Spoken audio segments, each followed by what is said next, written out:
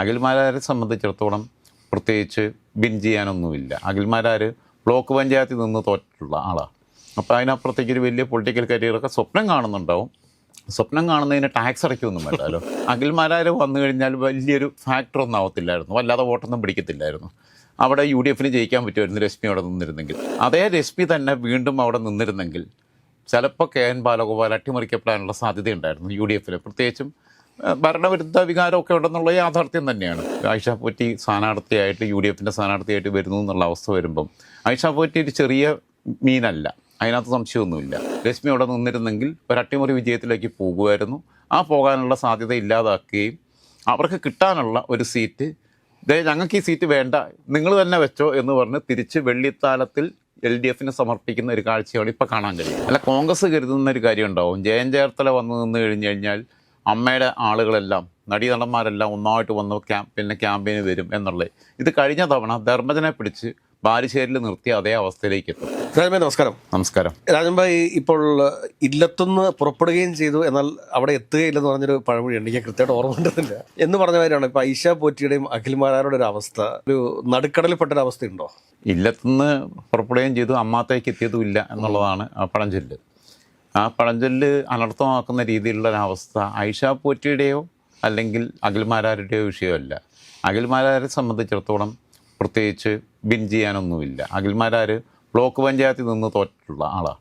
അപ്പോൾ അതിനപ്പുറത്തേക്ക് ഒരു വലിയ പൊളിറ്റിക്കൽ കരിയറൊക്കെ സ്വപ്നം കാണുന്നുണ്ടാവും. സ്വപ്നം കാണുന്നതിന് ടാക്സ് അടയ്ക്കൊന്നും വേണ്ടല്ലോ. അപ്പോൾ അതുകൊണ്ട് ആർക്കും എന്തും സ്വപ്നം കാണാം. എനിക്കിപ്പോൾ നാളെ ഇന്ത്യയുടെ പ്രധാനമന്ത്രിയാവുന്നതായിട്ട് സ്വപ്നം കാണാം. അങ്ങനെ ആയാൽ എന്തൊക്കെ ഞാൻ ചെയ്യും എന്നുള്ളതിനെക്കുറിച്ചൊക്കെ ചിന്തിക്കാം. ആയിഷ പോറ്റി സ്ഥാനാർത്ഥിയായിട്ട് UDF സ്ഥാനാർത്ഥിയായിട്ട് വരുന്നു എന്നുള്ള അവസ്ഥ വരുമ്പം ആയിഷ പോറ്റി ഒരു ചെറിയ മീനല്ല, അതിനകത്ത് സംശയമൊന്നുമില്ല. കാരണം R ബാലകൃഷ്ണപിള്ള പോലെയുള്ള ഒരു അധികായനെ അട്ടിമറിച്ച് വന്ന് തുടർച്ചയായിട്ട് 3 തവണ കൊട്ടാരക്കര മണ്ഡലത്തിൽ നിന്ന് തിരഞ്ഞെടുക്കപ്പെടുകയും ഏറ്റവും അവസാനം 2016 തിരഞ്ഞെടുക്കപ്പെടുമ്പം ഏകദേശം 40,000 വോട്ടിൻ്റെ ഭൂരിപക്ഷത്തിനാണ് അവർ വിജയിച്ചിട്ടുള്ളത്. ആയിഷ പോറ്റി നല്ല കാലിബറുള്ള സ്ത്രീയാണ്. അതിന് മുമ്പ് ജില്ലാ പഞ്ചായത്ത് പ്രസിഡൻ്റായിരുന്നു, ഒക്കെയായിരുന്നു. നല്ല കഴിവുമുണ്ട്, നല്ല രാഷ്ട്രീയ അറിവുമുണ്ട്, ഒക്കെയുണ്ട്. പക്ഷേ ചില അവഗണനയും കാര്യങ്ങളും ഒക്കെ പാർട്ടിയുടെ അടുത്തും തെറ്റുണ്ട്, CPM അടുത്തും കുറേ തെറ്റൊക്കെ ഉണ്ട്. ചില ആൾക്കാരെ മുതിർന്ന നേതാക്കന്മാരേക്ക് ഒന്ന് പരിഗണിച്ച് കൊണ്ടുപോകുന്നതിൻ്റെ ചില കുഴപ്പങ്ങളുണ്ട്. G സുധാകരനൊക്കെ എന്താണെന്ന് വെച്ച് കഴിഞ്ഞാൽ ഒരു രക്തസാക്ഷിയുടെ സഹോദരൻ എന്നുള്ള രീതിയിലുള്ള വൈകാരിക ബന്ധത്തിൽ നിൽക്കുക. G സുധാകരൻ പോലും ഇടയ്ക്കിടയ്ക്ക് ചിലപ്പോൾ പറയുന്നുണ്ടല്ലോ, ഗുരുത്വം ഇല്ലാത്തവരാണ് എന്നുള്ളത് പറയാറുണ്ട്. പാർട്ടിയുടെ ഭാഗത്ത് തെറ്റുണ്ടെങ്കിലും ആയിഷ പോറ്റി വന്നുകൊണ്ട് സംഭവിച്ചൊരു പ്രശ്നം എന്താണെന്ന് വെച്ച് കഴിഞ്ഞാൽ ഇത്തവണ ആ സീറ്റ് UDF പിടിക്കാൻ പറ്റുന്ന സ്ഥിതി ഉണ്ടായിരുന്നു. കാരണം കഴിഞ്ഞ തവണ രശ്മി എന്ന് പറയുന്ന ഒരു യുവതിയെ നിർത്തിയിട്ട് പൊതുവെ കേരളത്തിൽ അറിയപ്പെടുന്ന ഒരു പ്രവർത്തകയൊന്നും അല്ലെങ്കിലും കോൺഗ്രസിൻ്റെ അടിസ്ഥാന തലത്തിൽ പ്രവർത്തിക്കുകയും ജില്ലാ പഞ്ചായത്ത് മെമ്പറായിട്ട് വിജയിക്കുകയൊക്കെ ചെയ്തിട്ടുള്ള ആ രശ്മി നിന്നിട്ട് പോലും KN ബാലഗോപാലിൻ്റെ ഭൂരിപക്ഷം 10,000-ലേക്ക് ചുരുക്കാൻ കഴിഞ്ഞു. അതേ രശ്മി തന്നെ വീണ്ടും അവിടെ നിന്നിരുന്നെങ്കിൽ ചിലപ്പോൾ KN ബാലഗോപാൽ അട്ടിമറിക്കപ്പെടാനുള്ള സാധ്യതയുണ്ടായിരുന്നു UDF. പ്രത്യേകിച്ചും ഭരണവിരുദ്ധ വികാരമൊക്കെ ഉണ്ടെന്നുള്ള യാഥാർത്ഥ്യം തന്നെയാണ്. പക്ഷേ ആയിഷ പോറ്റി വന്നപ്പോൾ ഇപ്പോൾ എന്താ ഉണ്ടായത്, അഖിൽമാരാർ വന്നു BJP സ്ഥാനാർത്ഥിയായിട്ട് അവിടെ നിന്നും കണ്ട് പ്രത്യേകിച്ച് ഒന്നും സംഭവിക്കാൻ പോകുന്നില്ലായിരുന്നു. 2020 കുറേ പൈസ മുടക്കുന്നല്ലാതെ, സാബുവും ജേക്കബ് കുറേ പിന്നെ പൈസ മുടക്കുന്നല്ലാതെ അഖിൽമാരാരും വേണമെങ്കിൽ കുറച്ച് പൈസയൊക്കെ മുടക്കും, കാരണം പൈസ ഉണ്ടല്ലോ. അഖിൽമാരാർ വന്നു കഴിഞ്ഞാൽ വലിയൊരു ഫാക്ടറൊന്നും ആവത്തില്ലായിരുന്നു, വല്ലാതെ വോട്ടൊന്നും പിടിക്കത്തില്ലായിരുന്നു. അവിടെ UDF ജയിക്കാൻ പറ്റുമായിരുന്നു രശ്മി അവിടെ നിന്നിരുന്നെങ്കിൽ. ആയിഷ പോറ്റി വന്നു കഴിഞ്ഞപ്പോൾ തനിക്കിനി ഇവിടെ നിന്നിട്ട് പ്രത്യേകിച്ച് കാര്യമില്ല എന്നൊരു തോന്നൽ വന്നു രശ്മിക്ക്. അതുകൊണ്ട് രശ്മിയും BJP അങ്ങ് പോയി.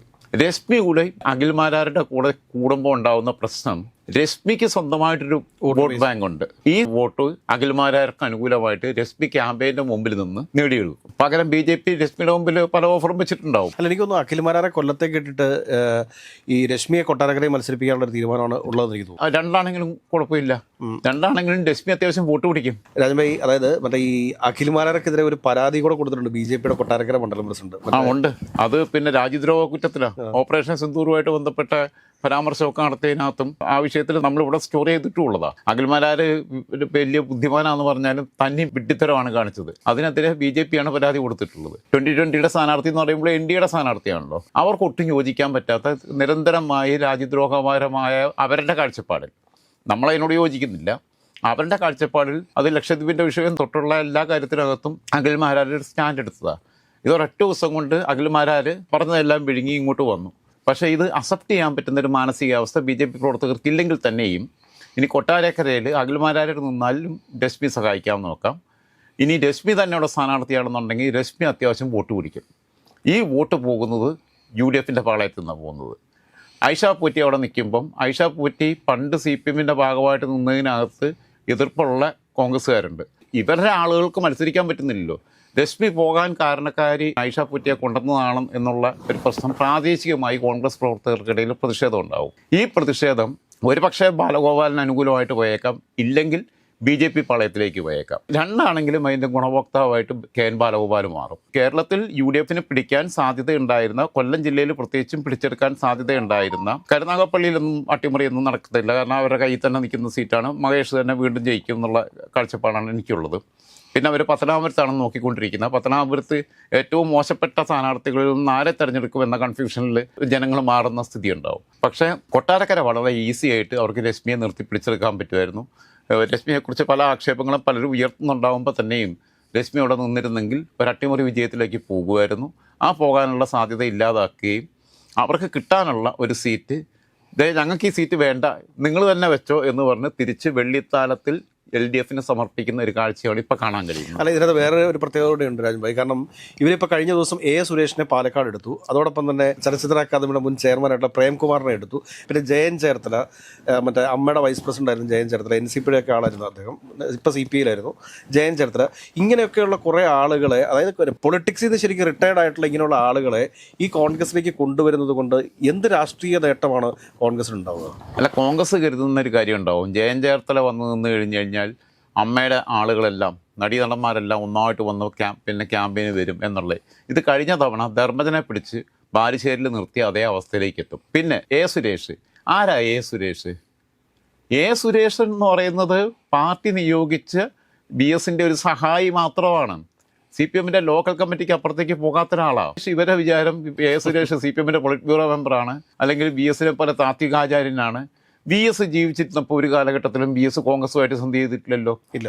BS-നെ പാർട്ടി നടപടിയെടുക്കുകയും ഇതെല്ലാം ചെയ്തു കഴിഞ്ഞപ്പോഴും BS പാർട്ടിക്കെതിരെ ഫൈറ്റ് ചെയ്യുമ്പോഴും BS കോൺഗ്രസുമായിട്ട് സന്ധി ചെയ്തിട്ടില്ല. അപ്പോൾ A സുരേഷൊക്കെ എന്ന് വെച്ച് കഴിഞ്ഞാൽ BS-നെ ഒരു വിൽപ്പന ചരക്കായിട്ട് കാണുകയായിരുന്നു. BS-ൻ്റെ പേരിൽ ഒരു ഇമേജ് ഉണ്ടാക്കുക. വേറെ ആളും ഉണ്ടല്ലോ അതേപോലെ തന്നെ. പുള്ളിയെ ഇപ്പോൾ ആരും മൈൻഡ് ചെയ്യുന്നില്ല, അതാ ഇപ്പോൾ സങ്കടം. പുള്ളിക്ക് ഇപ്പോൾ പോണോ വേണ്ടേ? അല്ല, വേറെ കാര്യമുണ്ട്. തിരുവനന്തപുരത്ത് പൊതുയോഗയാത്ര എത്തുമ്പോഴത്തേക്ക് അണിചേരുമെന്ന് പറയാൻ പറ്റത്തില്ല. അത് പറയാൻ പറ്റത്തില്ല. പക്ഷേ ഷാജഹാൻ സഖാവിൻ്റെ അവസ്ഥ എന്താണെന്നുള്ളത് പറയാൻ പറ്റത്തില്ല. ആലപ്പുഴയിൽ മത്സരിച്ചതാണ്. ആലപ്പുഴയിൽ മത്സരിച്ചത്. ആലപ്പുഴയിൽ മത്സരിച്ചിട്ട് ഒരു നിയമസഭാ മണ്ഡലത്തിൽ 100 വോട്ട് വെച്ച് കിട്ടിയില്ല.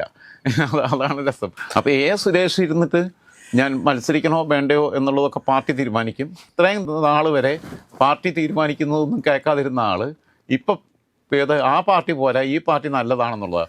അതായത് ഇവർക്കൊരു UDF തരംഗമുണ്ട് എന്നുള്ളത് തോന്നിയപ്പം ഇതിൻ്റെ കൂടെ നിന്നാൽ എനിക്ക് എങ്ങനെയെങ്കിലും ഒരു ബർത്ത് കിട്ടിക്കഴിഞ്ഞാൽ MLA ആവാം എന്നുള്ള വിഡ്ഢികളുടെ സ്വർഗത്തിലാണ് A സുരേഷ് ഉൾപ്പെടെയുള്ളവരിയ്ക്കുന്നത്. പ്രേംകുമാറിന് പിന്നെ എന്താ ചെയ്യുന്നതെന്ന് പ്രേംകുമാറിന് അറിയത്തില്ല. പ്രേംകുമാർ സിനിമയ്ക്കകത്ത് അമ്മാവാ എന്നുള്ള ആ കഥാപാത്രത്തിനപ്പുറത്തേക്കൊന്നും പ്രേംകുമാർ പോയിട്ടില്ല. പക്ഷേ ചലച്ചിത്ര അക്കാദമിയുടെ വൈസ് ചെയർമാനായിരുന്നപ്പോഴും ഡെഡിക്കേറ്റഡ് ആയിട്ട് കുറേ കാര്യങ്ങൾ ചെയ്തിട്ടുണ്ട്. അതെപ്പോഴും പറഞ്ഞു നടന്നിട്ടില്ലെന്നേ ഉള്ളൂ. കാര്യങ്ങൾ നന്നായിട്ട് ഓർഗനൈസ് ചെയ്തിട്ടുണ്ട്, കാര്യങ്ങളൊക്കെ ചെയ്തിട്ടുണ്ട്, ഒക്കെ ഉണ്ട്. പുള്ളിയോട് ചെയ്തതെല്ലാം ശരിയായെന്നുള്ള അഭിപ്രായം എനിക്കില്ല.